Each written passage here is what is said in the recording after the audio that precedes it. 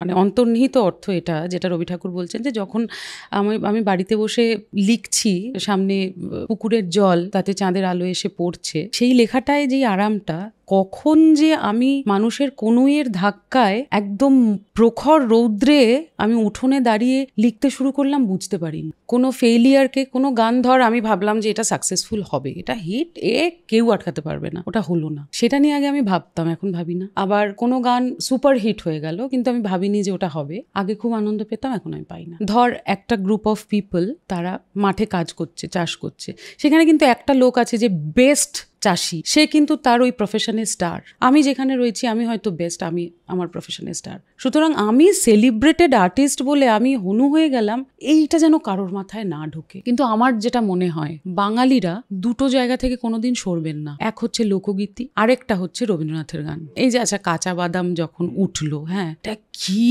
জঘন্য সঙ্গীত, শেষ হয়ে গেল, বাঙালির সঙ্গীত শোনার টেস্ট খারাপ হয়ে গেল কেন? মানে লোকটা কোনো ইনস্ট্রুমেন্ট ছাড়া ওই পিচে গানটা গাইছে, সেটা নিয়ে কেউ কোনো কথা বলছে না। কিন্তু যারা আমায় পজিটিভ কথা বলবে, যারা আমার বাজে বকাগুলো শুনবে এবং তারপরে ঠিক ঘাটটা ধরে টেনে এনে আলোর কাছে নিয়ে আসবে, এইরকম কয়েকটা লোক থাকা খুব দরকার। আমি আবারও বলবো, অরুণাভ আমাকে সব থেকে বেশি মোটিভেশন দেয় রবীন্দ্রনাথ ঠাকুর। তার লেখা, তার গান, তার ফিলোসফি, মানে গীতা পড়ার দরকার নেই, গীতবিতানটা পড়লেই হবে। আজকের এপিসোডে যাওয়ার আগে একটা কথা বলে দিই, সেটা হলো আমাদের একটা চ্যানেল, আরও দুটো চ্যানেল আছে, আপনারা অলরেডি অনেকেই জানেন, অনেকে সাবস্ক্রাইবও করেছেন। একটা হলো সোল কানেকশন বইটেক, যেখানে আমি আর প্রেমাশিস প্রত্যেকটা এপিসোডে একটা নতুন বই নিয়ে কথা বলি এবং সেই বইটা থেকে প্রেমাশিস কি জানতে পারে সেটা আমাদের সঙ্গে শেয়ার করে এবং আমাদের থ্রুতে আপনাদের কাছেও পৌঁছয়। অ্যাট দ্য সেম টাইম আমাদের কাছে আমাদের আরেকটা চ্যানেল আছে, সেটার নাম সোল কানেকশন ক্লিপস। সেই ক্লিপস চ্যানেলে আমরা বড় বড় কনভারসেশনের মধ্যে থেকে ইন্টারেস্টিং কনভারসেশনস আমরা বের করে ওই পার্টিকুলার এপিসোডটায় দিই বা ওই পার্টিকুলার ক্লিপটায় দিই। সো দুটো চ্যানেলে প্লিজ সাবস্ক্রাইব করে দেবেন এবং এই চ্যানেলটা সাবস্ক্রাইব তো করবেনই, সেটা যদি না করে থাকেন অলরেডি, কারণ এখানে আমরা নিয়ে আসি ভালো ভালো কনভারসেশন। আর আরেকটা খুব ইম্পর্টেন্ট কথা বলার আছে, সেটা হলো আমরা খুব রিসেন্টলি মেম্বারশিপ চালু করেছি। বেশ কয়েকজন মেম্বার অলরেডি আমাদের সঙ্গে আছেন। যদি অলরেডি মেম্বার না হয়ে থাকেন তাহলে মেম্বার হয়ে যান, খুব একটা small amount of money. So আর বেশি কথা বলছি না, let's go to the episode. Sit back, relax and enjoy the podcast.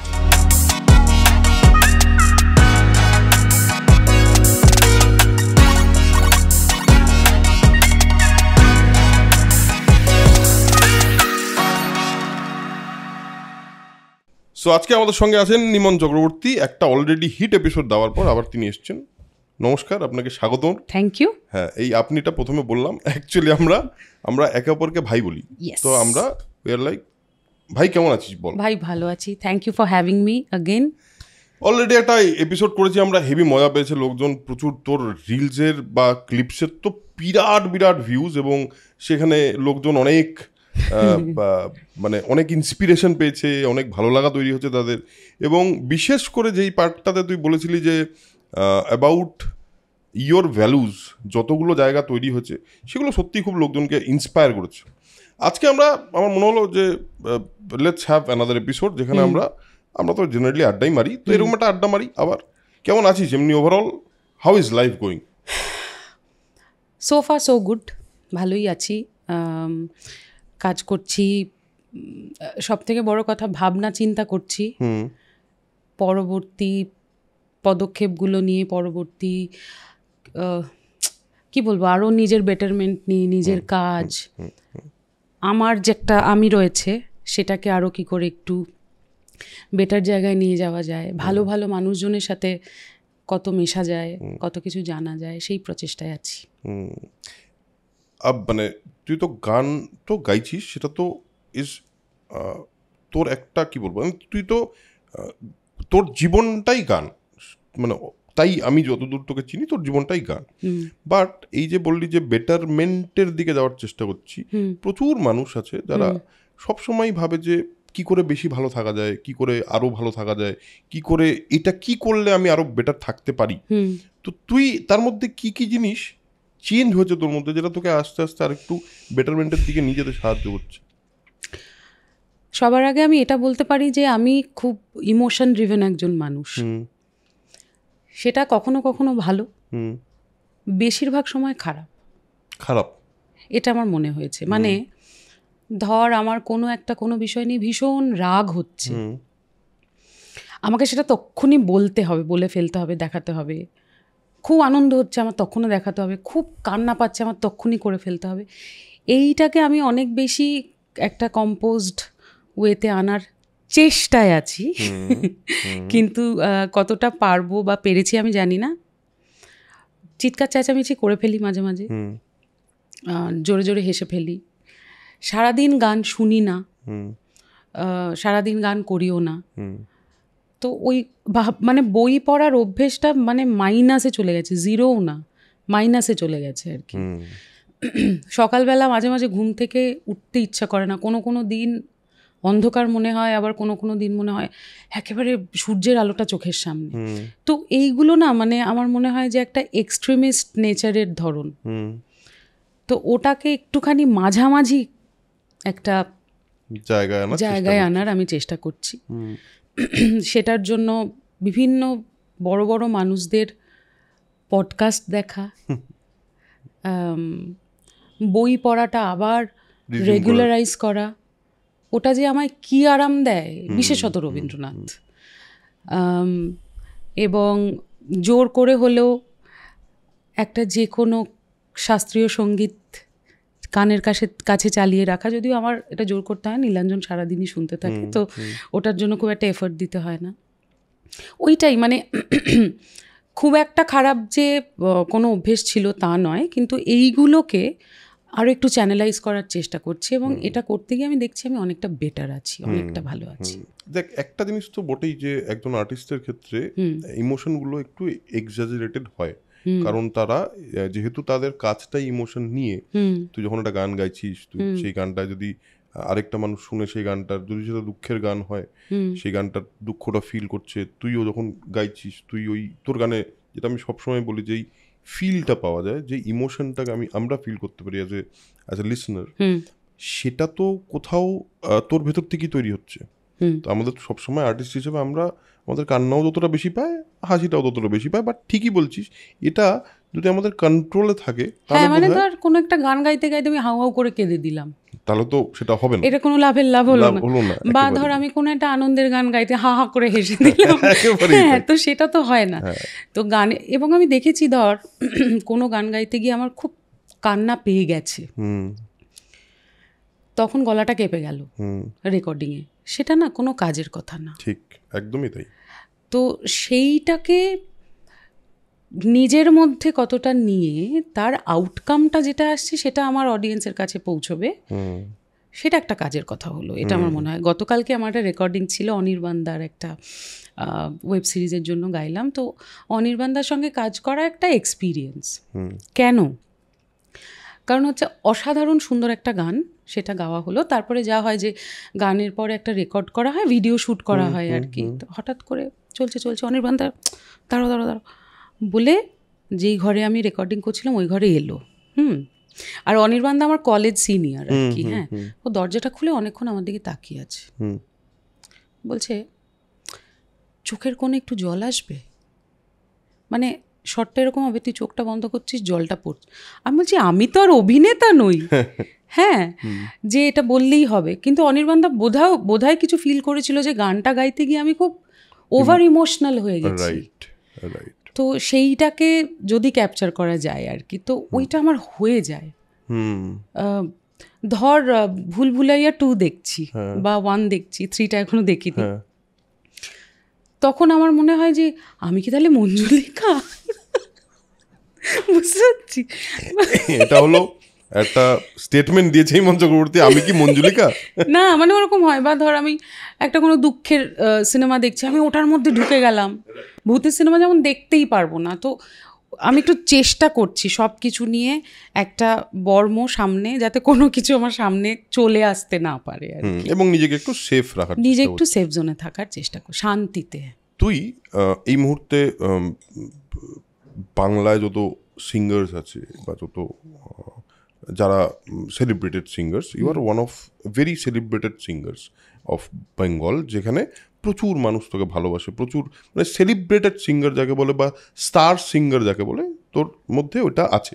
এবং not only for the singing, for your personality as well. এই যে স্টার ইমন চক্রবর্তী, এই স্টার ইমন চক্রবর্তী, যার এত সোশ্যাল মিডিয়া ফলোয়ার, হ্যাঁ, তার যা প্রচুর মানুষ তার গান শুনতে বা তার লাইভ দেখতে প্রচুর মানুষের সমাগম হয়, এই যে স্টার ইমন চক্রবর্তী, এটা তো একটা আলাদা এন্টিটি, সেটা তো ইমন না। কারণ আমি তোকে পার্সোনালি চিনি বলে বলছি, ইমন তো স্টার না, ইমন চক্রবর্তী একটা স্টার। এই দুটোকে ব্যালেন্স করতে তোর কি কোথাও অসুবিধা হয় বা হয়েছে? অসুবিধা হয়, আমার হয়।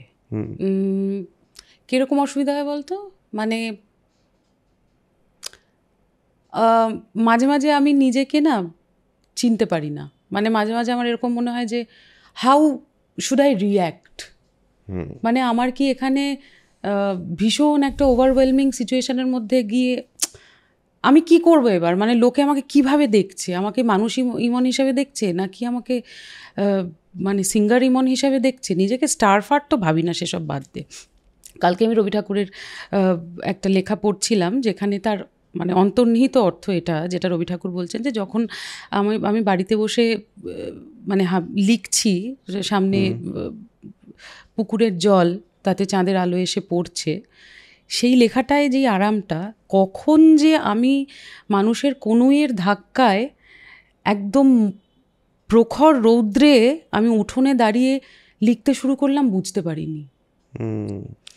এবং রবীন্দ্রনাথ এটাও লিখছেন যে ওনার মতো এত বেশি সমালোচিত, অসম্মান সেই সময়কার বহু লেখককে পেতে হয়নি, পাননি। তো এই যে তুই বলছিস না সেলিব্রেটেড, এটার একটা ওজন আছে, এটার একটা ভার আছে। এই ভারটা থেকে নিজেকে যতটা দূরে রাখা যায় অরুণাভ, ততটাই ভালো। এবং কোনো ফেইলিয়ারকে, কোনো গান ধর আমি ভাবলাম যে এটা সাকসেসফুল হবে, এটা হিট, কেউ আটকাতে পারবে না, ওটা হলো না, সেটা নিয়ে আগে আমি ভাবতাম, এখন ভাবি না। আবার কোনো গান সুপার হিট হয়ে গেল, কিন্তু আমি ভাবিনি যে ওটা হবে, আগে খুব আনন্দ পেতাম, এখন আমি পাই না। তো একটা নিউট্রাল জোনে চলে এসেছি, যে আমি এইটুকু বুঝেছি ভাই, যে আমাকে আমার কাজটা করতে হবে। তোমার মন খারাপ, তুমি তোমার কাজ করো, তোমার মন ভালো, তুমি তোমার কাজ করো, তোমার ভালো লাগছে না, তুমি কাজ করো, জাস্ট ডু ইয়োর জব। ওই পুশটা নিজেকে রোজ সকালবেলা দাও, যেই ফিল্ডে আছে না কেন। আরেকটা কথা আমার ভীষণ মনে হয়, এটা আমি দেখছিলামও এবং পড়ছিলামও, যে যার ফিল্ডে না স্টার হয়। মানে ধর একটা গ্রুপ অফ পিপল, তারা মাঠে কাজ করছে, চাষ করছে, সেখানে কিন্তু একটা লোক আছে যে বেস্ট চাষি, ঠিক, সে কিন্তু তার ওই প্রফেশনের স্টার একদম। তুই তোর যেই জোনে রয়েছে, হয়তো তুই সেখানে বেস্ট, তুই তোর প্রফেশনের স্টার। আমি যেখানে রয়েছি, আমি হয়তো বেস্ট, আমি আমার প্রফেশনের স্টার। সুতরাং আমি সেলিব্রেটেড আর্টিস্ট বলে আমি হনু হয়ে গেলাম, এইটা যেন কারোর মাথায় না ঢোকে। এবং এই চাপটা নিয়ে কিন্তু আর যাই হোক শিল্প হয় না। কোনো সময় কি এটা তোর মধ্যে এসেছিল, বা কোনো সময় কি ঝিলিকটা দিয়ে গেছে যেখানে তোর মনে হচ্ছে না এটা আসা যাবে না? সেরকম এসছিল কিনা আমি জানি না, কারণ আমি যেই মানুষগুলোর সঙ্গে মিশি তারা তো আসতে দেয় না, তারা কেউ স্বীকারই করে না যে আমি সেলিব্রেটেড আর্টিস্ট। কিন্তু হয়তো এসছিল, এবং যখন এসছিল আমার মনে হয়েছিল যে আমার গানটা খারাপ হয়ে যাচ্ছে। আর আমার মধ্যে যদি কোনো উদ্ধত করিনি যে তা নয়, কখনো কখনো প্রয়োজনে করেওছি, করে না আমার মনটা ভালো থাকেনি। আমি ওই উদ্ধত্ত দেখিয়ে, আমি কাউকে আমার জায়গা দেখিয়ে কাউকে ছোট করে কথা বললে আমার মনটা ভালো থাকেনি। আমি তার কাছে গিয়ে তার পরক্ষণেই সরি চেয়ে নিয়েছি। হয় আমি ভেবেছি তার কি দোষ ছিল, আমার কি দোষ ছিল, যারই দোষ থাক না কেন, আমার কোনো অধিকার নেই কারোর সঙ্গে কোনো খারাপ ব্যবহার করার। আমি তক্ষুনি হয়তো তখন নয়তো 2 মাস পরে হলেও আমি গিয়ে বলেছি যে আমি যেভাবে তোমার সাথে কথা বলেছি এটা আমার ঠিক হয়নি, কারণ আমার মনের আরাম হবে না হলে। তো হয়তো যদিও বা ঝিলিক দিয়েছে, ওটা তারপরে আবার মিলিয়ে গেছে। এই যে বললি ওজন আছে একটা, এই যে রবীন্দ্রনাথের এক্সাম্পল দিয়ে বললি, শুধু রবীন্দ্রনাথ না, যে কোনো মানুষ যখনই সে বড় হয়, অনেক মানুষের ভালোবাসা পায়, তার একটা ওজন তো থাকেই, মানে সেটা মাস্ট, ওটা একটা সঙ্গে আসা ব্যাগেজের মতো। ঠিক। এই ওজনটা থেকে নিজেকে বাঁচানোটা, বা এই ওজনটা থেকে নিজেকে, এই ওজনটা নিজের ঘাড়ের উপর না আসতে দেওয়াটা, এটা তো খুব ইম্পর্টেন্ট বোধহয় তোর গানটা ঠিক করার জন্য, মানে গানটা ঠিকভাবে গাওয়ার জন্য। অ্যাবসলিউটলি। তো এই ওজনটা আরেকটা দিকেও আসে বারবার, সেটা হলো বারবার আমরা বিভিন্ন সময় এই নিয়ে কথা বলি, সেটা হলো সোশ্যাল মিডিয়া। এবং তোকে আমরা এরকম অনেকবার দেখেছি বিভিন্ন সময় লাইভ করতে about certain things, two raise voices, মানে অনেক সময় করেছিস, বাট সেটা এখন তোকে দেখে মনে হচ্ছে তুই একটু শান্ত হয়ে গেছিস। সেটা কি মানে কনসিয়াস ডিসিশন, না তুই আস্তে আস্তে সময়ের সাথে সাথে শান্ত হয়েছিস? What happen? এটা একেবারেই কনসিয়াস একটা ডিসিশন, কারণ আমার মনে হয়েছে যে কিছু কিছু জিনিস আড়ালে থাকাই ভালো। আমি সবসময় কি ভাবছি, আমি সবসময় কি বলতে চাইছি, সেটা হয়তো অন্য লোকে শুনতে ইচ্ছে করছে না, বা কেউ তার সঙ্গে দ্বিমত পোষণ করছেন। কিন্তু এখন হয়ে গেছে সোশ্যাল মিডিয়াতে দ্বিমত পোষণ করার ভাষাটা এতটাই উগ্র এবং তীক্ষ্ণ, এবং সেটা এমন গিয়ে ভেতরে আঘাত করে, আমাদের মতো সেন্সিবল লোকজনের তো আরও বেশি করে। একদম।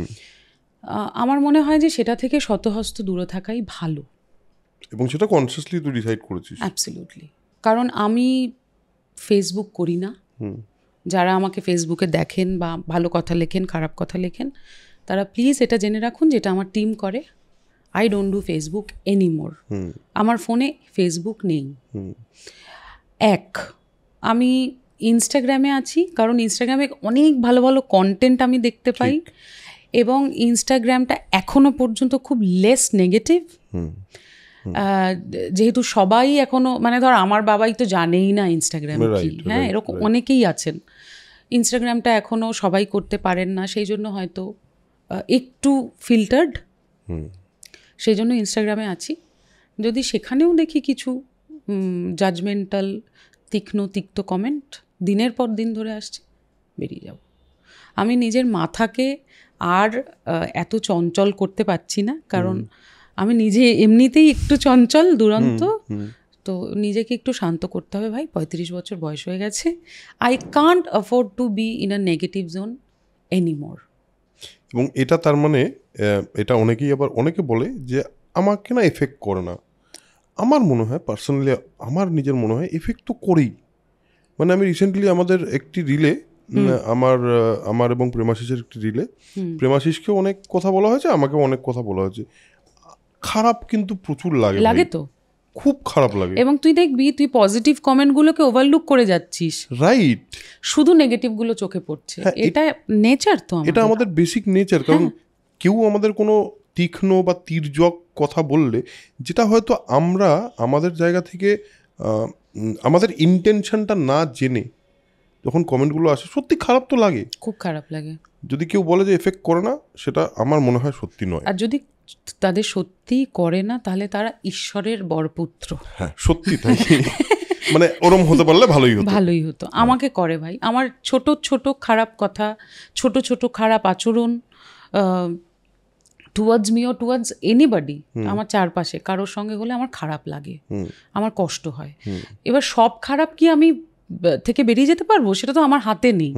রাস্তা দিয়ে যেতে যেতে কত খারাপ জিনিস দেখি, কত কুকুর জল খেতে না পেয়ে মরে আছে, কত ঘোড়া ঘাসের অভাবে মরে যাচ্ছে, কত গরু ঘাসের অভাবে মরে যাচ্ছে। আমরা হাই রাইজ তুলে আছি তো, এগুলো তো আমার হাতে নেই, পাল্টাতে পারবো না, এটা সময় সাপেক্ষ। আমার হাতে যেটা আছে সেখান থেকে আমি বেরিয়ে গেছি। ওভারঅল বাংলা ইন্ডাস্ট্রি, মানে ফিল্ম ইন্ডাস্ট্রির কথা, যেটা ফিল্ম ইন্ডাস্ট্রি নিয়ে প্রচুর কথা হয়, তো মিউজিক ইন্ডাস্ট্রি নিয়েও তো খুব বেশি কথা হয় না। বাংলা ফিল্ম নিয়ে প্রচুর কথা হয়, মিউজিক ইন্ডাস্ট্রির কি অবস্থা এক্স্যাক্টলি সেটা নিয়ে খুব বেশি কথা হয় না। তো আমার মনে হলো যে তোর সঙ্গে একটু এই নিয়েও কথা বলি। মিউজিক ইন্ডাস্ট্রি একটা বড় চেঞ্জ হচ্ছে, মানে যে যতটা গান, সিনেমার গান আগে হিট হতো, এখন কিন্তু অন্যান্য গানের হিটের সংখ্যা বেশি। মানে তোর লাস্ট হিট গান আলাদা আলাদা একটা হিট, কিন্তু তার সঙ্গে তোর আবার নন ফিল্মের গানও অনেক বেশি হিট আছে। মানে how do you see Bengali music industry right now? তোর পার্সপেক্টিভ থেকে কি মনে হয়, তোর কি চেঞ্জ হয়েছে, বা কি ঠিক হয়েছে, কি ভুল হয়েছে? মাঝখানে একটা সময়, মানে আমি এইভাবেই এটাকে দেখতে চাই, আমি যেভাবে দেখেছি, মানে ধর ইন্দ্রদীপ দা, অনুপম দা, এরা আসার আগে যে ধরনের গান সিনেমায় হতো বা তার পিকচারাইজেশন যেরকম হতো, তখন ছিল না যে আর্ট ফিল্ম আর কমার্শিয়াল ফিল্ম একটা ব্যাপার ছিল না একদম। মানে ঋতুদার ছবিকে আমরা বলতাম সব চল একটা ভালো আর্ট ফিল্ম এসছে, একদম দেখে আসি। কমার্শিয়াল ছবি আমি কোনোদিন দেখিনি একটা সময় পর্যন্ত। তারপরে এমন একটা হলো যে যেরকম বেসিক গানগুলো আমরা শুনতাম, যেমন ধর লোপাদিদের, রূপঙ্করদা, ওই এরার যেই বেসিক গানগুলো আমরা শুনতাম, সেই গানগুলোর কিন্তু অ্যাকসেপ্টেন্স ছিল অরুণাভ, ছিল, এবং সেগুলো তখন বেসিক গান হিসাবে বেরোতো। রাইট। এবং সিনেমার যে গানগুলো হতো আমার মতে ওই গানগুলো শ্রবণযোগ্য নয়। আমি অ্যাটলিস্ট শুনতে পারতাম না। আমার মনেই পড়ে না যে আমি ইন্দ্রদীপ দাদের, ওই জয়দা, ইন্দ্রদীপ দা, অনুপম দা, ওদের আগে আমি কোনো খুব একটা বেশি মাঝখানের যেই সময়টা কোনো কমার্শিয়াল গান, সিনেমার গান শুনেছি। যেই গানগুলো আমরা বেসিক গান হিসেবে বিভিন্ন FM চ্যানেলে শুনতাম, সেই গানগুলো আস্তে আস্তে কমার্শিয়াল সিনেমায় আসতে শুরু করলো। এবং একটা সময়ের পরে এখন কিন্তু আর্ট ফিল্ম আর কমার্শিয়াল ফিল্মের মধ্যে কোনো পার্থক্য নেই, ঠিক। দুটোর সাবজেক্টই এক হয়ে গেছে, তার দৃশ্য চয়ন এক হয়ে গেছে, তাই না? মানে এখন কিন্তু আলাদা করে আর্ট ফিল্ম বলে আমরা কোনো সিনেমাকে বলি না, আগে বলতাম। তো ওই গানগুলোই এখন আমাদের ফিল্মে চলে এসছে। তো সেই জন্য আবার একটা কি বলবো, একটা উত্তরণ শুরু হয়েছিল সিনেমার গানে। এখন যেটা হয়েছে, এটা কিন্তু শুধু বাংলা ইন্ডাস্ট্রির জন্য নয়, আমি তোকে ওভারঅল ভারতের একটা মিউজিক্যাল সিনারিও আমি বলতে পারি।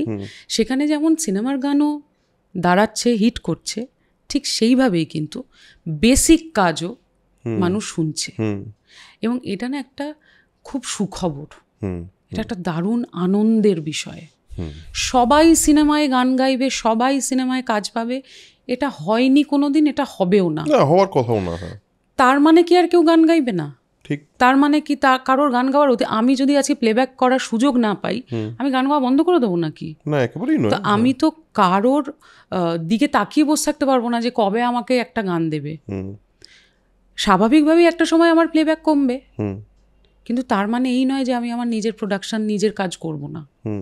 আমি বরাবরই এটা ভেবেছিলাম, প্রাক্তনের আগেও আমি কাজ করেছি, এবং প্রাক্তন যখন ওরকম, মানে তুমি যাকে ভালোবাসো যখন ওরকম সুপার ডুপার হিট করলো, আমি কিন্তু তখনও ভেবেছিলাম যে দুটো সরল রেখার মতো চলবে, রেল লাইনের মতো। বেসিক কাজ আমার নিজের, রবীন্দ্রনাথের গান, লোকগান, বেসিক বাংলা গান, বেসিক হিন্দি গান, আর তার সঙ্গে সঙ্গে আমার সিনেমার প্লেব্যাক। তো এখন যেটা হয়েছে, বাংলা ইন্ডাস্ট্রি একটা ট্রানজিশনের মধ্যে আছে। যারা ধর অনুপম দা, ও নিজের সিনেমাতেও মিউজিক করছে, তার সঙ্গে ও নিজের গানও রিলিজ করছে। বিক্রম দা নিজের সিনেমার কাজ করছেন, তার সঙ্গে সঙ্গে নিজের কনসার্টস করছেন তবলার। মানে যে না, যার বেসিক জায়গাটাকে আঁকড়ে রেখেছে, তার সঙ্গে সঙ্গে পাশে সিনেমার কাজ বা বিভিন্ন অ্যাডের কাজ ব্লা ব্লা ব্লা হচ্ছে। তো এই যেটা ট্রানজিশনের মধ্যে দিয়ে বাংলা মিউজিক ইন্ডাস্ট্রি আমি বলতে পারি যাচ্ছে, যেখানে একটা ভয় যে আমি যদি এই এক্সপেরিমেন্টটা করি তাহলে কি বাঙালিরা শুনবে, আমি যদি এখন চেন্নাইতে যেরকম কাজ হচ্ছে, মানে সো কল ঝাঁকানাকা, সেই রকম একটা সাউন্ডস্কেপ যদি আমি এখানে আনতে যাই, লোকে কি শুনবে? এই ভয়, একটা ভাবনা, ভীতি কাজ করছে। কিন্তু আমার যেটা মনে হয়, বাঙালিরা দুটো জায়গা থেকে কোনোদিন সরবেন না। এক হচ্ছে লোকগীতি, আরেকটা হচ্ছে সেফেস্ট প্লেস, আরেকটা হচ্ছে রবীন্দ্রনাথের গান। এই দুটো জায়গা, এই দুটোর এসেন্স নিয়ে যখনই কোনো গান হয়েছে, সেই গান ফ্লপ খুব কম করেছে। তুই টাপাটিনি দেখ, তুই রঙ্গবতী দেখ, 500 মিলিয়ন ভিউজ, সেটার মধ্যে ফোক এলিমেন্টটা আছে বলে গানটা দাঁড়িয়ে গেছে। বহুরূপীর যে গান এত চলছে, দেখ লোকগীতি। হ্যাঁ, তো বাঙালিদের না ওই একটা নস্টালজিয়া সারাক্ষণ কাজ করে মাথার ভেতরে। যতই গান এসছে অরুণাভ, সেই গানগুলো থেকেছে, যেটা থাকার সেটা থেকে গেছে, যেটা যাওয়ার চলে গেছে। কিন্তু এই এসেন্স নিয়ে যেই গানগুলো হয়েছে, সেই গানগুলো কখনো খুব খুব খুব কম ফ্লপ করেছে। এটা আমি আমার মিউজিক্যাল এক্সপিরিয়েন্স এই 10-12 বছরের যত সামান্য যা হয়েছে সেটা আমি বুঝতে পেরেছি। তো এই ট্রানজিশনটাকে একটু সময় দিতে হবে এবং নিজের ওপর বিশ্বাস রেখে কাজটা করতে হবে, নিজের কাজের ওপর বিশ্বাসটা রাখতে হবে। আমি তো নীলাঞ্জনের কাছ থেকে মানে he is very much inspired by Rahman sir. মানে ও কথায় কথায় ওর গান, ওনার কথা আসে এবং যতটুকু আমি শুনেছি বা পড়েছি যে উনিও তো একটা রিস্ক নিয়েছিলেন রোজার সময়, তাই না? সেটা তো ফলপ্রসূ হয়েছে। সেই সাহসটা নিয়ে কিন্তু আমাদের কাজটা করে যেতে হবে। আমার এরকম বহু গান, যেই গানগুলো এত ভালো কিন্তু মানুষ শোনেননি, কিন্তু এটা কিন্তু ক্লাউডে জমা হয়ে আছে, আজকে শোনেনি, 5 বছর পরে গানটা যে ঘুরে দাঁড়াবে না তার কোনো মানে নেই কিন্তু। সুতরাং সেই বিশ্বাস রেখে, সেই কনভিকশনটা রেখে আমাদের কিন্তু কাজটা করতে হবে। কত দূরে আমরা পিছিয়ে রয়েছি, বাংলার কথা কেউ বলে না, বাংলা গানের কোনো বাজার নেই। বাংলা গানের বাজার না থাকলে আজকে আমি এখানে বসে থাকতাম না। আর কারোর কথা আমি বলতে পারবো না, আমি আমার কথা বলতে পারি। আমি যেখানেই যাই না কেন, দুটো লোক হলেও আমায় চিনতে পারে, সেটা বাঙালি লোক হলেও চিনতে পারে। বহু অবাঙালি লোক আমাদের গান শোনে, বহু অবাঙালি লোক আমি নিজে কমেন্ট সেকশনে দেখেছি। তো এটা তো একটা ভালো সাইন। সব কিছুর নেগেটিভ দিক নিয়ে আলোচনা করে লাভ নেই। আগে গোল্ডেন পিরিয়ড ছিল, এখন একেবারে আমরা ধসে গেছি, তলায় তলিয়ে গেছি, এটা ভাবার কোনো কারণ নেই। এটা ভাবলে কিন্তু সাহস পাবো না, এটা ভাবলে আর এগোতে পারবো না সামনের দিকে। যাই খুব কম রিসোর্সেস আমাদের, মানে ফাইন্যান্সিয়াল কথা বলছি, একটা বাইরে কলকাতার বাংলার বাইরেই বেরোলে একটা গান যত টাকায় হয় আমাদের এখানের মিউজিক প্রডিউসাররা সেটা ভাবতেই পারে না। সিঙ্গাররা তো পারেই না, ছেড়ে দে। হ্যাঁ, কিন্তু তা বলে কি বাংলায় কাজ হবে না? ঠিক হবে, হতেই হবে।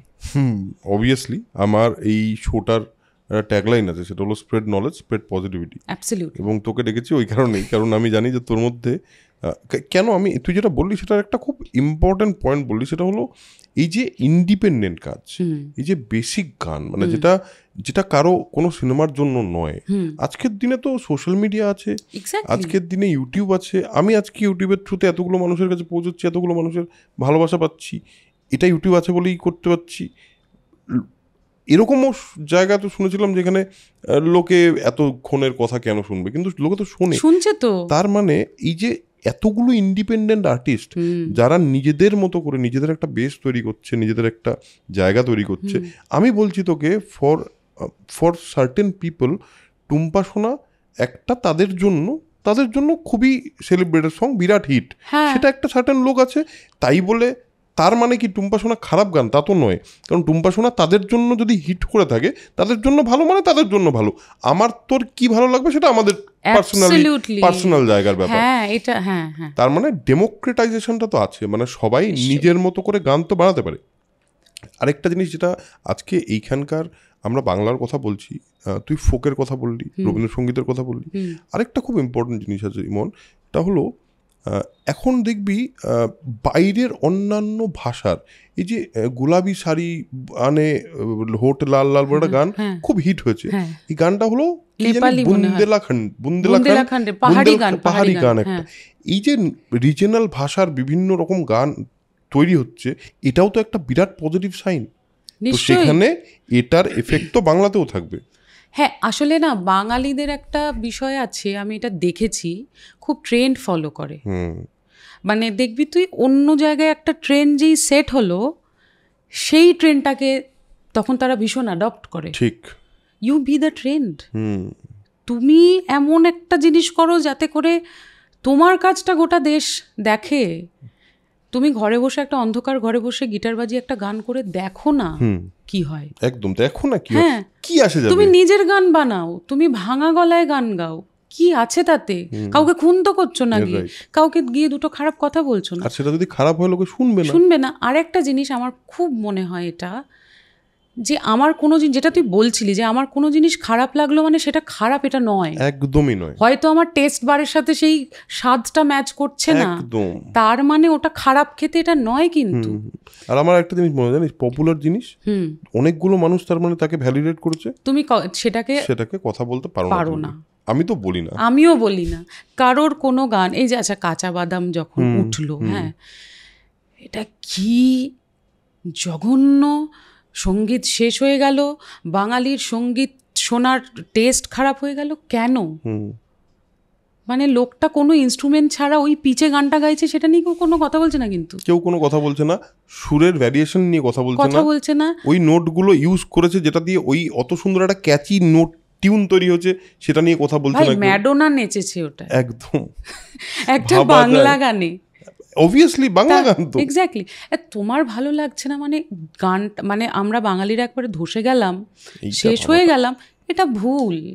এবং কিছু কিছু হ্যাঁ এটা অন্যায়, কিছু কিছু সিঙ্গার্সদের, কিছু কিছু মিউজিক ডিরেক্টরসদের আমরা না পয়েন্ট আউট করি, ও তো কিছুই জানে না, অথচ একটার পর একটা হিট দিয়ে যাচ্ছে, কিন্তু কিছু না জেনে দিচ্ছে। আমরা তার চেষ্টাটাকে দেখছি না, আমরা সেই সিঙ্গার আরে ভাই, ওই যে আমার হাত বান্ধিবি, পা বান্ধিবি, মন বান্ধিবি কেমন, আমার কপালটা কেমন করে বাঁধবে তুমি? আমি যেটা নিয়ে জন্মেছি, আমার সৎ কাজ, আমার সৎ চিন্তাটা যদি আমার সঙ্গে থাকে, সেটা নিয়ে যদি আমি সামনের দিকে এগোতে পারি, আটকাতে তো কেউ পারবে না। আজকে না হলেও 10 বছর পরে হলে শুনবেই শুনবে। তাই কাউকে পয়েন্ট আউট না করে just do your own job, এবং দেখো তুমি কতটা পারছো, তুমি তোমার মতো করে কতটা ভাবতে পারছো, সেইটা করাটা বেশি ইম্পর্ট্যান্ট। আমার অনেক দর্শক আছে যারা এই আমার পডকাস্ট থেকে তারা মোটিভেশন পায়, তারা ভ্যালু পায়।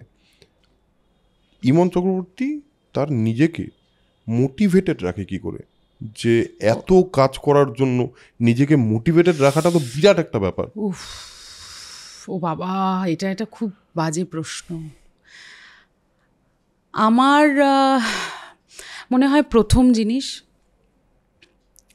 ওই বোঝাটা, যে কোনো বোঝা থেকে আগে বেরিয়ে আসো। কোনো বোঝাকে ঘাড়ে মাথায় বসতে দিও না, মানে নিজেকে বেশি সিরিয়াসলি নিও না। আমি যেদিন নিজেকে খুব সিরিয়াসলি নিয়ে নিই, সেদিন আমি চাপ খেয়ে যাই। আর যেদিন আমি নিজেকে খুব ক্যাজুয়ালি নিয়ে নিই, সেদিন আমি খুব রিল্যাক্স থাকি, ফুরফুরে থাকি। হ্যাঁ, সেকেন্ড বলতে পারি যে তোমার না একটা সুন্দর সার্কেল থাকতে হবে বন্ধুর, ঠিক মানুষ, মানে তারা ইন্ডাস্ট্রির নাই হতে পারে, প্রেফারেবলি ইন্ডাস্ট্রির না হলেই ভালো। তুমি যেই সেক্টরেই কাজ করো না কেন, হ্যাঁ, মানে তাদের কাছে গিয়ে না জাস্ট বমি করে দাও, যেটা বলতে ইচ্ছা করছে বলে দাও। আমি অনেক চেপে রেখে রেখে রেখে রেখে রেখে যখন পারি না, আমার না সামনেটা অন্ধকার হয়ে যায় অরুণাভ। তখন আমার মনে হয় যে এবার আমি জাস্ট, আমার মানে মাথাটা ফেটে যাবে। আমি অনেক চেষ্টা করি যে আমি কারোর সঙ্গে শেয়ার করব না, আমি আমার পেনটাকে নিজের মধ্যেই রাখবো, এটা শুধু আমার। এটা হয় না, আমার ক্ষেত্রে এটা ওয়ার্ক করে না, অনেকের হয়তো করে। আমি তখন আমার বরের মাথা খাই, নয়তো আমার 2-1 বন্ধুবান্ধব আছে তাদের মাথা খাই, যারা আমায় পজিটিভ কথা বলবে, যারা আমার বাজে বকাগুলো শুনবে, এবং তারপরে ঠিক ঘাটটা ধরে টেনে এনে আলোর কাছে নিয়ে আসবে। এইরকম কয়েকটা লোক থাকা খুব দরকার। আর at the end of the day ফ্যামিলির থেকে ইম্পর্টেন্ট কিচ্ছু হয় না। তোমার বাবা, তোমার মা, তোমার আনুষঙ্গিক যারা পরিবারের মানুষজন আছে, যারা তোমাকে একদম ওই সকালবেলা ঘুম থেকে উঠে পাগলের মতো দেখে, ওই লোকগুলোই তোমার আসল লোক। তো তাদের কাছে গিয়ে বলো। আর আমি আবারও বলবো, অরুণাভ, আমাকে সব থেকে বেশি মোটিভেশন দেয় রবীন্দ্রনাথ ঠাকুর। তার লেখা, তার গান, তার ফিলোসফি, যে মানে গীতা পড়ার দরকার নেই, গীতবিতানটা পড়লেই হবে, যারা বুঝতে পারবেন। আমার কাছে এটাই স্পিরিচুয়ালিটি। আমার কাছে রবীন্দ্রনাথ যেভাবে দেখিয়েছেন, আসলে ছোট থেকে তো এই লোকটাকে সঙ্গে করে নিয়ে বড় হয়েছি, তাই সব থেকে বেশি আমার ওপর এফেক্ট পড়েছে ওনার। উনি যেভাবে পথ দেখিয়েছেন, যেভাবে বলেছেন, আমি ঠিক সেইভাবে চলি। এবং ইদানিং খুব গাছগাছালির প্রতি প্রেম হয়েছে। আমারও হচ্ছে, দেখ হ্যাঁ, দেখতেই পাচ্ছি গ্রিনারি খুব ভাল লাগছে, একটু একা থাকতে ভাল লাগছে, একটু কম সার্কেলের মধ্যে থাকতে ভাল লাগছে। এবং এটা তুই যা যা বললি এক্স্যাক্টলি আমার মনে হয় একটা বয়সের পর আস্তে আস্তে যখন বয়স বাড়তে থাকে, জীবনের এক্সপিরিয়েন্স বাড়তে থাকে, আস্তে আস্তে মানুষের সার্কেলটা ছোট হতে থাকে। এটা সবাই বলে, সেটা হয় আর কি, সেটা হয়। এবং আমার মনে হয় সেটা খুব হেলদি জিনিস, খুব হেলদি জিনিস। এবং আমার ক্ষেত্রেও আমারও খুব ছোট কিছু মানুষেরই আমার আশেপাশে ছোট একটা সার্কেল আছে, এবং ওই মানুষগুলোই আছে যারা আমাকে, যাদের সামনে I can be myself. Absolutely, এটা খুব ইম্পর্টেন্ট, খুব ইম্পর্টেন্ট, খুব ইম্পর্টেন্ট। কারণ আমাদের যাই বল, আমাদের একটা তো সেলফ তৈরি করতে হয়। আমরা চাই সবসময় অরিজিনাল থাকতে, অথেন্টিক থাকতে, কিন্তু সবসময় অথেন্টিক সবার সামনে থাকা যায় না, হয় না, সেটা হয় না। আমি চেষ্টা করি আমার পডকাস্টেও, আমার দর্শকদের কাছেও আমার সেলফটাকে যতটা সম্ভব পরিষ্কারভাবেই রাখার, কিন্তু স্টিল তোর সঙ্গে যখন আমি আড্ডা মারি তখন আমি যে সেলফটা, সেটা তো আমার দর্শকরা জানতে পারবে না। ঠিক। তো এটা অবভিয়াসলি আমার মনে হয় নিজেকে মোটিভেটেড রাখাটা আসলে অত কঠিন না, যতটা কঠিন মনে করে লোক মনে করে, কিন্তু একটু কঠিনও। মানে আচ্ছা, হ্যাঁ, যখন কেউ অন্ধকারে ঢুকতে থাকে, অন্ধকার একটা নেশার মতো, জানিস তো। মানে তুই কিন্তু জানিস যে আলোটা আছে, কিন্তু তুই যখন অন্ধকারটা একবার ঢুকতে শুরু করবি না, কেউ যেন না ঢোকে, এটা আমি প্রার্থনা করব, কিন্তু যারা ঢুকেছে একবার তারা বারবার ঢুকতে থাকে, এবং সেটা ভীষণ কষ্টের। মানে সেটা একটা সাফোকেটিং, সেটা তখন মনে হয় বুকের মধ্যে পাথর চাপা দেওয়া আছে, তখন পাথরটা কে সরাবে? সবার আগে তোমাকেই সরাতে হবে, তবে তো তুমি অন্যর কাছে যাবে, তবে তো অন্য হেল্প তুমি চাইতে পারবে। আগে তো তোমায় উঠতে হবে, সকালটা তো শুরু করতে হবে। ওই সকাল শুরু করাটা মাঝে মাঝে কঠিন হয়ে যায়। একবার যখন কাজটা শুরু হতে থাকে তখন সেটা চলতে থাকে, রেলগাড়ির চাকা একবার গড়াতে থাকে। তো শুরু হওয়াটা একটু ওই নিজেকে ওই পুশটা করতেই হবে। তার জন্য না একটা সাত্ত্বিক জীবন থাকা খুব দরকার, ডিসিপ্লিন খুব ইম্পর্টেন্ট। যে আমি এইটা করবো, এইটা আমার জন্য ভালো না, এটা আমি করবো না, বাদ দিয়ে দাও। যদি তোমার 40টা বছর, তার মধ্যে প্রথম 10-15 বছর তুমি ভালো ছিলে, তো ওইটা বেস্ট লাইফ। কিন্তু তারপরে যেই তুমি নিজে পাকামিটা করতে শুরু করলে, তুমি যখন নিজে বুঝতে শুরু করলে এটা আমার জন্য ভালো, একটা সময় পরে গিয়ে বুঝলে যে ওটা একদম খারাপ তোমার জন্য। তো সেই জন্য সবটা, যদি তোমার কোনো বিশ্বাসের জায়গা থাকে, তার উপর ছেড়ে দিয়ে রিল্যাক্স থাকো, নিজেকে সিরিয়াসলি নিও না। Just don't take yourself seriously, just be cool, আনন্দে থাকো। এই যে বললি যাকে বিশ্বাস করো, স্পিরিচুয়ালিটির কথা বললি, তোর ঈশ্বর বিশ্বাসটা কিরকম? ঈশ্বরের সঙ্গে সম্পর্কটা কিরকম তোর? দারুণ মজার। কিরকম সেটা? আমি যেখানে যাই, আমার আছে 2জন বন্ধু, 2-3জন বন্ধু আর কি, তারা আমার সঙ্গে বিশ্ব ভ্রমণ করেন। রথের দিন আমি আমার ট্রলিতে করে তাদের রথ চালাতে না পারলে আমি ট্রলিতে বসে রথ করেছি, এরকম হয়েছে। তাদেরকে আমার যেই প্রসাদগুলো খেতে ইচ্ছে করে সেগুলোই দিই, একদম। এবং ওরকম নয় যে আমি বাথরুম থেকে বেরিয়ে তাকে ধরবো না। আমি যখন যেই পরিস্থিতিতে থাকি, ট্রেনে থাকলাম, টুক করে ব্যাগটা খুলে একটু খেতে দিয়ে দিলাম, এইরকম আর কি। মানে আমার সন্তানের মতো, আমার বন্ধুর মতো। এবং আমি খুব বুঝতে পারি ওনার যখন যেটা বোঝাতে চায়, যদি একটু চোখ কান খোলা থাকে বোঝা যায় যে এবার কি বোঝাচ্ছে, কি আসতে চলেছে। যেমন এখন মানে ধর এমনও গেছে, আমি মাসে 32টা শো করেছি। 30 দিনে 32টা শো? বাপরে! আচ্ছা, ভাবতেই পারছিস না তুই। মানে আমি যেদিন আমেরিকা থেকে ফিরেছি সেদিন রাত্রিরে অস্ট্রেলিয়া গেছি। বাপরে! আচ্ছা, এরকমও করেছি। কিন্তু এখন আমরা অনেক স্লো ডাউন করেছি, আমরা আমাদের পারফরমেন্সের প্যাটার্নটা চেঞ্জ করেছি। তার জন্য কিছু ব্যাকল্যাশ হয়েছে, তার জন্য কিছু জীবনে চাপ হয়েছে, সেটা কিন্তু আমি জানি যে ওই একটা গুলতি ছাড়ার আগে একটু পেছনে যেতে হয় না। এখন ওই পেছনে যাওয়ার অবস্থাটাই আছে, আবার সামনের দিকে এগোবো আর কি। মানে শুধু শো করাটাই তো আমার কাজ নয়, ওটাও একটা কাজ, তার সঙ্গে নিজেকে তৈরি করাটাও তো কাজ। তো এখন ওই যেই সময়টা আছে, শো করছি, নিজেকে তৈরি করছি, আবার শো করছি, এইরকম একটা জোনে আছি আর কি। এবং সেটার আভাসটা তোকে তোর বন্ধুরা দিয়ে দেয়? ভীষণভাবে দিয়ে দেয়। আরেকটা জিনিস, বন্ধুদের সঙ্গে মা চলে যাওয়ার পরে আমার বন্ধুদের সঙ্গে বেশি বন্ধুত্ব হয়েছে। তো আমার মা গিয়ে ওপরে সব পিয়ারটা করেছে আর কি, বুঝতে পেরেছি, ফুল পিয়ার। তো আমি এটা বুঝেছি যে সমর্পণটা খুব জরুরি। সেটা যে কোনো কাজে, মানে তুমি যদি রান্নাটাও করো, সমর্পণ করে দাও, গানের ক্ষেত্রে তো বটেই। তো ওই সমর্পণটা নিজের জীবনের সমস্ত কিছু তাকে সমর্পণ যদি কেউ করে দিতে পারে, তার কোলে মাথা রেখে শোয়ার মতো আনন্দ আর কিছুতে নেই। কারণ কখনো সে জাজ করবে না তোমাকে। তুমি যদি খুনিও হও, তাও তুমি মায়ের কাছে গিয়ে বলবে, মা আমাকে একটু দেখো। সে তোমাকেও দেখবে, যে খুন হয়েছে তাকেও দেখবে, যে করেনি কোনো দোষ তাকেও দেখবে।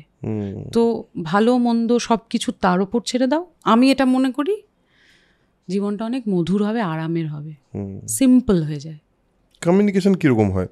মানে আমার সঙ্গে যেমন ডিরেক্ট একটা কমিউনিকেশন আছে, আমার মনে হয় যে একদম ডিরেক্ট কথাবার্তা বলি, যে দেখে নাও কী হচ্ছে, যা হচ্ছে ঠিকঠাক যদি করতে পারো, ইচ্ছা হয় তোমার যা ইচ্ছা হয় করতে থাকো, বাট কথা আমি বলতে থাকি। হ্যাঁ, আমার একটা কমিউনিকেশন আছে। তোর কমিউনিকেশনটা কীরকম এই বন্ধুদের সঙ্গে? আমার কমিউনিকেশন, আচ্ছা ধর বাড়ি থেকে আমি বেরোচ্ছি, আসছি ঘুরে, এরকম একটা ব্যাপার। তারপরে ধর কি বলবো, মানে আমি একটা স্বপ্নের কথা বলতে চাই আমার সমস্ত দর্শককে।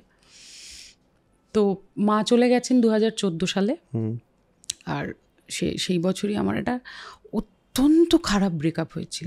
মানে ওটা খুবই খারাপ, মানে মা চলে যাওয়া, ব্রেকআপ, তো খুবই সব মিলিয়ে আমি একদম ঘেটে একদম। সিঙ্গাপুর যাব, আমার একটা শো, বিপ্লব দাশগুপ্ত সকলেই চেনেন, বিপ্লব দার সঙ্গে সিঙ্গাপুর শো করতে যাব। তো আমি দুপুরবেলা বিপ্লব দাকে ফোন করে বলছি আমি যাব না, তুমি যাও। বিপ্লব দা তো মানে তখন ভাবছি যে এবার কি হবে, তো বলছে আচ্ছা তুমি যাবে না বলছো, তো 2 ঘন্টা পরে আমি ফোন করছি, তখন তুমি বলো যে তুমি কি। আমাকে বিপ্লব দা বাই দেবে ছাগল বলে ডাকে আর কি। হ্যাঁ, তুমি তো ছাগল বেসিক্যালি। তবে আমি 2 ঘন্টা পরে ফোন করছি, তুমি দেখো কি করবে। 2 ঘন্টা ঘুমিয়েছিলাম আমি, অরুণাভ। ওই 2 ঘন্টায় আমি স্বপ্ন দেখলাম যে বেলুড় মঠে যে রামকৃষ্ণদেবের যে মূর্তি, সেখানে জগন্নাথ দেব বসে আছেন। তার আগে আমি গেছি পুরী বহুবার, আমার কিন্তু কোনো কানেকশানই তৈরি হয়নি, বুঝেছিস? আচ্ছা। জগন্নাথ দেব বসে আছেন, আর রামকৃষ্ণদেব, তার যে একটা কালো কোট ছিল আর ধুতি, সাদা ধুতি, তার ফেমাস ড্রেস, আর এখানে একটা মতো নেওয়া, উত্তরীয় টাইপের নেওয়া, একটা এত বড় প্রদীপ নিয়ে জগন্নাথ দেবকে আরতি করছে। এবং আমি ওখানে স্বপ্নে দেখছি আমার 2জন ছাত্রী, তারা আমার সঙ্গে গেছে। আমি ঘুম থেকে উঠে না, মানে আমি, ওটা তো ঈশ্বর দর্শন হয়ে গেছে, মানে ওই রামকৃষ্ণদেব জগন্নাথ দেবকে আরতি করছেন, এর থেকে ভালো স্বপ্ন তো আর হতে পারে না, আমার জন্য তো হতে পারে না। তো আমি উঠে পড়ে আমার যে ভাই গাড়ি চালায়, নাড়ুকে বললাম আমাকে এক্ষুনি বেলুড় মঠ নিয়ে চ।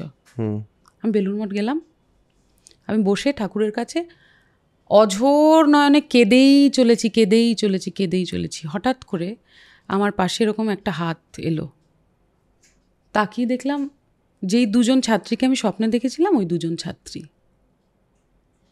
শিখি এবং ম্যাজিক্যাল ব্যাপার। হ্যাঁ, এবং তারা আমাকে বলছে, তারা যদি শোনে এখন, তারা আমাকে বলছে যে দিদি তুমি এরকম কাঁদছো কেন? আমি যে কখন কাঁদতে জোরে জোরে কাঁদছি আমি নিজেও জানি না।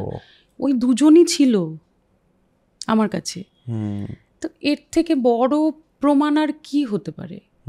কত খারাপ সময়, যেই সময়গুলো যদি ওনারা আমাকে পার না করিয়ে দিতেন, আমি পার করতে পারতাম না। এই ধরনের মোমেন্টগুলো না, এগুলো খুব ইন্টারেস্টিং মোমেন্ট, জানিস জীবনের। আমারও এরকম কিছু মোমেন্টস আছে। মানে আমি আমার আগে একটা সময় হতো, যখনই আমি ট্রেনে করে তো প্রচুর শিলিগুড়ি কলকাতা যাতায়াত করতাম, ভোরবেলা, এখন তো একদম সকালে ট্রেনটা ঢোকে, আগে 8টা ঢুকতো দার্জিলিং মেল, 8টা, কোনো সময় 9টা লেট করতো। দক্ষিণেশ্বরের সামনে এসে আমি দাঁড়িয়ে থাকতাম, যখন দক্ষিণেশ্বর যখন ক্রস করতাম, আমি জানি না কেন আমার না চোখ দিয়ে ঝরঝর করে জল পড়তো। আমার কোনো আইডিয়াই নেই কেন হচ্ছে, কিন্তু এটা হতো। এবং তারপরে আস্তে আস্তে মানে তো আরও ইভলভ হয়েছি টুয়ার্ডস মা, এবং আরও বেশি বোঝার চেষ্টা করেছি, নেচারের আরও কাছাকাছি যাওয়ার চেষ্টা করেছি। আলটিমেটলি ভাই, নেচার কিন্তু মানে যতটা পজিটিভিটি দেয় আর কিছু বোধহয় দেয় না। হ্যাঁ, মানে ওখানে গেলে দেখবি অদ্ভুত শান্তি হয়। আমার যেমন নেচার, অফকোর্স আমি শিওর তোরও বা আমাদের অনেকেরই, যেমন যে কোনো পোষ্য, যারা রাস্তার বাচ্চাগুলো, যারা ঘোরে চার পেয়ে বাচ্চারা আমাদের, তাদের কাছে গেলে যেই শান্তিটা, তাদের কাছে গেলে যেই আরামটা অনেক মানুষের থেকে, অনেকের থেকে। সেদিন একটা পোস্ট দেখলাম ইনস্টাতে, একজন লিখেছে যে মানুষ চেনার পর পশুদের উপর ভালোবাসা বেশি বেড়েছে। তবে আমার আরেকটা বিষয় আছে, মানুষ না অত খারাপও না, জানিস তো? তাই তো, কখনোই না। মানুষ ভালো, মানে আলটিমেটলি মানুষ ভালোই হয়। আমরা এই আজকেই জয়দীপদার সঙ্গে একটা এপিসোড করছিলাম, এর আগে জয়দীপদার সঙ্গে কথা বলতে বলতে জাকির খান আছে না আমাদের স্ট্যান্ড আপ কমেডিয়ান, ওর একটা ইন্টারভিউতেও বলছিল যে যদি তুমি রাস্তায় ধরো তোমার মানি ব্যাগটা কারো হাতে দিয়ে বলো যে ভাই 5 মিনিট দাঁড়াও আমি আসছি, তো চান্সেস আর 99% সময় লোকটা দাঁড়িয়ে থাকবে। কিন্তু ঠিক কথা, মানুষ কিন্তু আসলে ভালো। আমরা যে রাস্তাঘাটে বেরোই, আমরা কিন্তু চারপাশের মানুষের ওপর ভরসা নিয়েই বেরোই, একদম বেরোয়, এবং মানুষ কিন্তু ভরসা করার যোগ্য। অ্যাবসলিউটলি। এবং অনেকে বলে তাদের নেগেটিভ কথাবার্তা, যে আসলে মানুষের মধ্যে অনেক দেশ বিদ্বেষ ইত্যাদি ইত্যাদি তৈরি হয়েছে, অনেক কিছুই তো বলে। তো আলটিমেটলি কিন্তু ব্যাপারটা তুই দেখ, ঘুরে ফিরে দেখবি মানুষ, এত ভালো মানুষ আশেপাশে দেখি না, তখন মনে হয় সব আসলে বোধহয় অতটাও না যতটা বলা হয়। আমাদেরকে তো এমন কিছু নিউজও বারবার দেওয়া হয় যেখানে খুব নেগেটিভ জিনিসপত্র বেশি বারবার আমাদের মধ্যে মানে ইনজেক্ট করার চেষ্টা করা হয়। অ্যাবসলিউটলি। আর রিসেন্ট টাইমে এই নিউজ পোর্টালস যারা আছেন, আপনাদের সকলের প্রতি ভালোবাসা রেখেই আমি এটা বলছি যে কয়েকদিন আগে আমি শান্তিনিকেতনে গেছিলাম, তো আমি সুইমিং পুলে নেমেছি। তো এখন সুইমিং পুলে তো আমি আর বেনারসি শাড়ি পরে নামবো না, বা এরকম একটা সাদা জামা পরেও সুইমিং পুলে নামবো না। তো সুইমিং পুলে নামার যা কস্টিউম, সেটা পরেই তো নামতে হবে, আমি সেই কস্টিউমটা পরেই তো নামবো। এখন আমি এবং আমার ছাত্র, আবার এটা শুনো, ছাত্রর সঙ্গে সুইমিং পুলে চান করেছেন, কিন্তু নেমেছি, সে আমার ভাই সম, তো তার সঙ্গে স্নানে নেমেছি, স্নান করে খুব মজা করে সেলফি টেলফি তুলে। আবার আমি ওই ভুলটা করেছিলাম। নীলাঞ্জন আমাকে একবার একটা কথা বলেছিল, তো আমরা ক্যানাডায় গেছি, হেলিকপ্টারে চড়েছি, এবার হেলিকপ্টারে চড়ে আমি ভিডিও করছি সমানে, হ্যাঁ এই করছি ওই করছি, ভ্লগ বানাচ্ছি। ও খুব বিরক্ত হয়েছে। নামার পরে নীলাঞ্জন বলছে, যারা যেখানে আসেনি তুমি ফ্রিতে তাদের সেটা দেখাচ্ছ কেন? আমার মনে হলো কথাটা তো ঠিক, একদম। আবার আমি ওই ভুলটা করেছি, ওই পোস্টটা করেছিস। আবার আমি ওই পোস্টটা করেছি। যখন একটা গান রিলিজ করে তখন তাদের পাত্তা পাওয়া যায় না, কিন্তু একদম ফোন করে বলতে, আচ্ছা শোনো আমার একটা গান রিলিজ করেছে, একটু করে দেবে। সবার কথা বলছি না, আবারও আমি সবার কথা প্লিজ আমি বলছি না, তোরা অনেকেই আমার বন্ধু বান্ধব, কিন্তু বেশ কিছু পোর্টাল আছে, বাংলাদেশের একটা পোর্টাল ভাব, মানে আমার দেশেরও না, হ্যাঁ লিখেছে যা হওয়ার কথা, সুইমিং পুলে বিকিনি পরে কি বললো, জলকেলি করছে নিমন। তা আমি কি সুইমিং পুলে চাষ করব, ধান চাষ করব? মানে অদ্ভুত জিনিস। সেই পোর্টালটা কোনো দিন দায়িত্ব নিয়ে, কিন্তু আমার যদি কোনো বেসিক গান রিলিজ করে বা আমার যদি কোনো সিনেমার গান রিলিজ করবে না। এই যে মাঝখানে যে সিনারিওটা ঘটে গেল, যে আনএক্সপেক্টেড ঘটনাটা ঘটে গেল, তাতে কিন্তু অনেক বেশি নেগেটিভ হেডলাইন দিয়ে বেশ কিছু পোর্টাল দায়িত্ব নিয়ে সিচুয়েশনটাকে নেগেটিভ করেছে। ঠিক, এটার মধ্যে কোনো ভুল নেই। এবং সেটা না খুব আনএক্সপেক্টেড, সেটা আনএথিক্যাল, সেটা হওয়া উচিত নয়। সমাজ মাধ্যমের, সমাজের প্রতি কিন্তু একটা দায়িত্ব রয়েছে।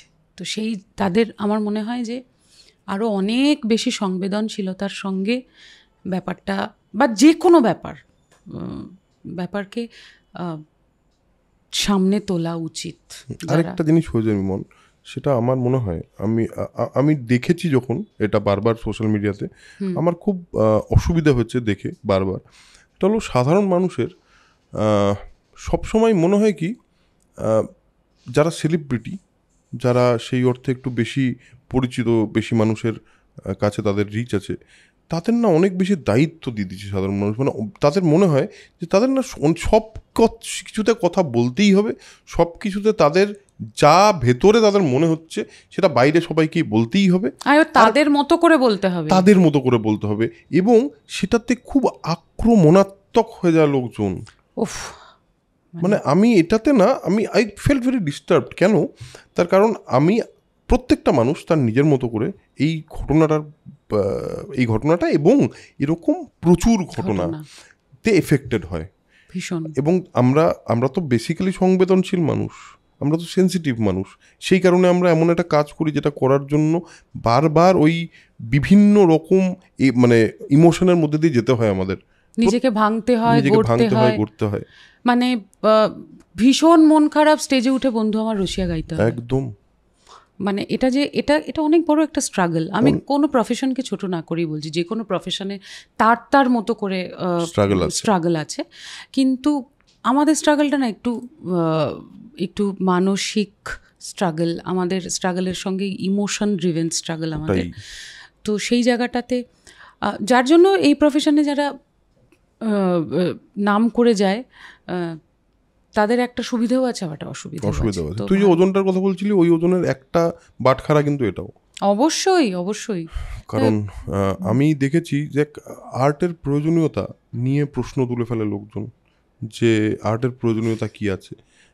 এবং আমার বারবার মনে হয় যে স্বস্তিকার সঙ্গে একটা এপিসোডে ওই কথাটা বলেছিলাম, জিজ্ঞেস করেছিলাম ওকে যে সত্যি কি মানে আর্টের প্রয়োজনীয়তা নিশ্চয়ই আছে।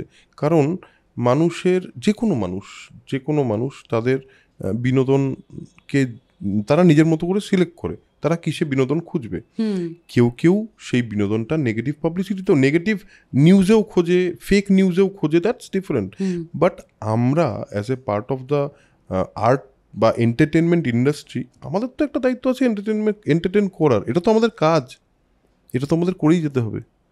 সেখানে যখন ওই আক্রমণটা আসে না, তখন মনে হয়, এবং আমি দেখেছি আমার মানে শুধু তুই না, অনেকের ক্ষেত্রেই এটা হয়েছে বারবার, সবাই বিভিন্ন রকম আক্রমণের তীর টাইপের লোকজনকে করেছে। তখন আমার মনে হচ্ছে যে সাধারণ মানুষ না একটুখানি অ্যাজিটেটেড হয়ে যাচ্ছে বারবার বিভিন্ন কারণে, এবং সফট টার্গেট যেটাকে বলা হয়, সেটা তো অবভিয়াসলি এই ধরনের মানুষটা একটু সফট টার্গেট হয়ে যায়, বরাবরই হয়ে এসছে, বরাবরই শুরু থেকে। আবারও রবীন্দ্রনাথের প্রসঙ্গ আসছে, রবীন্দ্রনাথের সময় তার যারা জুনিয়র যারা লেখকরা ছিলেন, তারা তো রবীন্দ্রনাথকে বুর্জোয়া বলেছেন, অনেক কিছু বলেছেন, কিন্তু যে যার কাজ তার মতো করে চলেছেন। আর্টের প্রয়োজনীয়তা আছে কি নেই, সেটা যদি ঈশ্বর না করুন কোনোদিন বন্ধ হয়ে যায়, তবে মানুষ বুঝবে। ঠিক। অক্সিজেনের প্রয়োজনীয়তা আছে কি নেই, আছে তো চারপাশে, বোঝা যায় না। যেদিন বন্ধ হয়ে যাবে সেদিন কিন্তু একটা মানুষও বাঁচবে না। আর্ট আমার কাছে অক্সিজেন, তোমার কাছে নাই হতে পারে। একদম।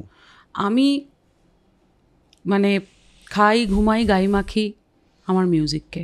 আমি সেই জন্য আলাদা করে সারাদিন মিউজিক নিয়ে আমায় কথা বলতে হবে এরকম কোনো ব্যাপার নেই, because I belong to music. যারা শ্রোতা, যাদের কাছে মিউজিক বা যে কোনো ফর্ম অফ আর্ট তাদের ঘরে এসে ওই ঠান্ডা বাতাসের মতো তাদের যে গায়ে প্রলেপটা দিয়ে দেয় না, সেটা যদি কোনো দিন বন্ধ হয়ে যায় তবে বুঝতে পারবে।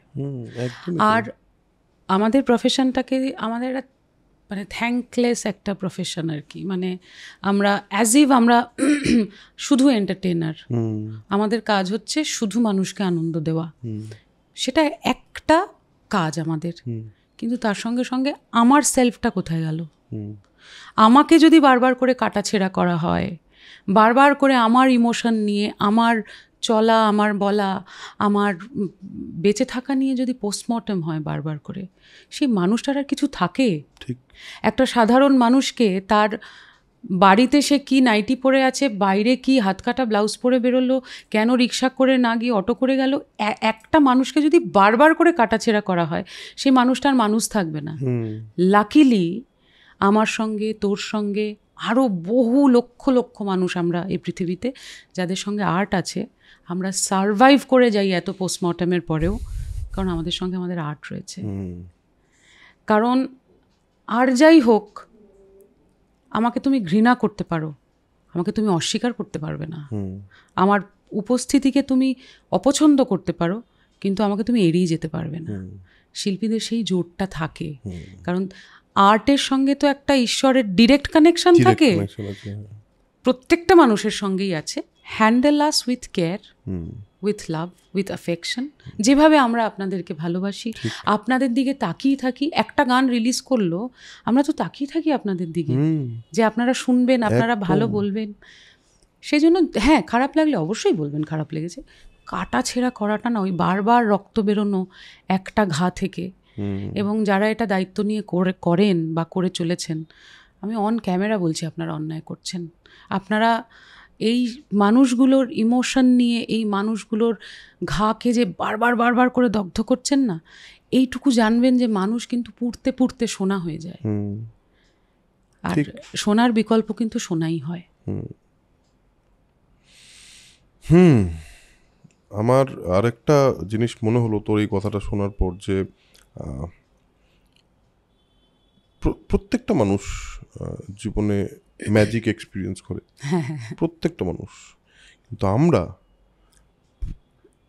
অনেক বেশি ম্যাজিকটা চোখের সামনে দেখতে পাই। একটা সুর, ধর তুই যখন একটা গান করছিস, হঠাৎ দেখলি একটা সুর লাগলো, যে সুরটা না লেগে মনে হচ্ছে এটা কি আমি করলাম, এই গানটা কি সত্যি আমি গেয়েছি, এই লেখাটাকে আমি যখন লিখি, এই লেখাটা, এই ডায়লগটা আমি লিখলাম না তো, ঠিক ঠিক এটা তো আমরা করি না। তো আমার তো মনে হয় যে শুধু অনেস্টি দিয়ে নিজেকে ওই মিডিয়ামটা বানানো, যে মিডিয়ামটার মধ্যে দিয়ে কিছু একটা বড় ঘটতে পারে। সারেন্ডারের কথা বলছিলি, সমর্পণের কথা বলছিলি, আমার মনে হয় এটাই আমাদের বোধহয় ওই তুই যতগুলো কথার মধ্যে আমরা বাকিদের কথা বললাম, যারা আমাদের বারবার খোঁচা দেয়, সেটা তো একটা পার্ট, কিন্তু আমাদের নিজেদেরকেও খুব যত্নে আগলে রাখতে হয়। বিকজ আমাদের কাজ হলো to be that honest medium, যার মধ্যে দিয়ে এক সর্বশক্তিমান কিছু একটা ঘটানোর কথা ভাবছেন। ক্যা বাত, অ্যাকচুয়ালি অ্যাবসলিউটলি অ্যাবসলিউটলি। এবং এটা তোর সঙ্গে আজকের আড্ডাটা না একটা কিরম, আমি যখনই তোর সঙ্গে আড্ডা মারি বিভিন্ন জিনিস নিয়ে তো কথা হয়, বাট আমি ভেবেছিলাম যে তোর সঙ্গে যখন এই আজকের আড্ডাটা হবে, নেক্সট একটা এপিসোডে তোর লাইফ নিয়ে, তোর ছোটোবেলা নিয়ে কথা বলেছি। আজকের এপিসোডটা কি হবে এটা আমি কোনোদিন মানে আগে থেকে ভাবি না, কোনোদিনই আমি স্ক্রিপ্ট করি না যে কি কথা বলবো। বাট আমার মনে হয় এই যে পার্টিকুলার কনভারসেশনটা হলো, এটাও একটা ম্যাজিকের মতোই লাগে আমার কাছে। আমরা তো জানি না আগে থেকে কি কথা বলবো, জাস্ট কথা বলে গেলাম, একটা কনভারসেশন তৈরি হয়ে গেল। আমার মনে হয় আমরা একটা এমন জায়গায় এসে দাঁড়ালাম যেখানে আজকের কনভারসেশনটা আমরা এখানেই শেষ করতে পারি, বিকজ আমরা একটা অত্যন্ত পজিটিভ নোটে এসে দাঁড়িয়েছি। যত নেগেটিভিটির মধ্যে দিয়ে ঘুরে এসে আমরা ফাইনালি কিন্তু পজিটিভিটিতেই দাঁড়াই। কারণ আমি সবসময় বলি, সেটা হলো spread knowledge, spread positivity, because knowledge is power and positivity is everything. এটা আমার সবসময় মনে হয়। সো আজকের এপিসোড আমার মনে হয় আপনাদের জীবনের, আপনারা যারা আমার পডকাস্ট দেখেন এবং যারা ইমনকে ভালোবাসেন, যারা আমাকে ভালোবাসা দিচ্ছেন বা আমার কথা শুনতে বা আমাদের এই কনভারসেশনগুলো বারবার শোনেন, তাদের জন্য আমি সবসময় বলি, আপনারা কোথাও না কোথাও কোনো না কোনো ভ্যালু আমাদের কনভারসেশন থেকে বোধহয় পাবেন। আজকের কনভারসেশনটা থেকে আমি পার্সোনালি বেশ কিছু ভ্যালু, বেশ কিছু অদ্ভুত মোমেন্ট তৈরি হয়েছে আমার জন্য, যেগুলো খুব ইনসাইটফুল বলে মনে হচ্ছে আমার নিজেও ডিসকভার করলাম হঠাৎ করে। আচ্ছা, তাই তো, এরম কিছু মোমেন্ট হয়তো। তো আজকেরটা আমার জন্য, আমরা বারবার ম্যাজিক নিয়ে কথা বলেছি, আজকের এই কনভারসেশনটাও আমার কাছে অনেকটা ম্যাজিক্যাল। সো আজকের কনভারসেশনটা এখানেই শেষ করছি, আজকের এপিসোড এখানেই শেষ করছি। দেখা হবে পরের এপিসোডে। Thank you Iman, thank you, খুব মজা লাগলো একটা অন্যরকম আড্ডা মেরে তোর সঙ্গে। দেখা হবে পরের এপিসোডে। আজকের এপিসোড এখানেই শেষ করছি। তার আগে যেটা বলি বারবার, এটা হলো spread knowledge, spread positivity, because knowledge is power and positivity is everything. Tata.